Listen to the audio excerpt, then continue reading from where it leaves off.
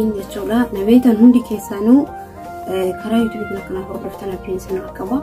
Maaliifuu ani dhiiseen jira jechuudha namoonni nabeen illee jira. Akkasuma immoo linkiin mataa gubbarra jira jechuudha maatiin haftaa warri qabdanillee immoo linki keessan kaayadhaa rakkoo hin qabu subscribe share waliif gochaa YouTube akka maatiin haftaa warri garraanna hordofta warri isin hordofu hundi keessan warri qabdanillee immoo akkasuma nabeessisaa isin hordofa.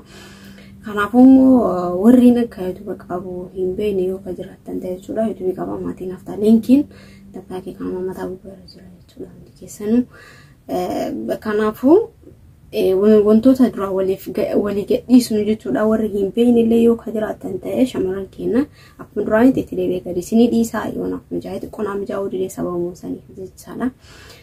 Wantoota duraan hojjechaa ture ittiin deebi'aa yoo rabbi jedhee yaa irraallee tutturu garuu ittiin akka deebi'u abdiin qaba jecha du'aanaaf godhaa yaani waan biraa osoo hin taane haaluma dalagaatiif kanumaaf isinirraa bade malee waan biraa sababa dhiyoosuu hin taane akkasuma immoo warri karaa WhatsApptiin gannu maal taatee dhiiftee gannu maal taatee baddee jettanii na gaafattanillee ittiin deebi'aa inshallah yoo rabbiin jedhe jechuudha. Maatiin naaf ta'a galtooma ulfaadhaa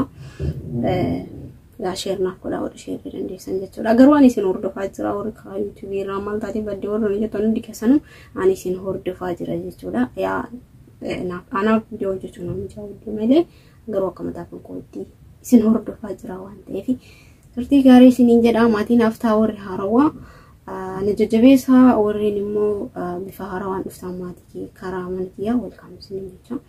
Warroon immoo duraan na beektan yaa share naaf godhaa irrattiin deebi'aa isiniin jecha yaa turtii gaarii isiniin jedha.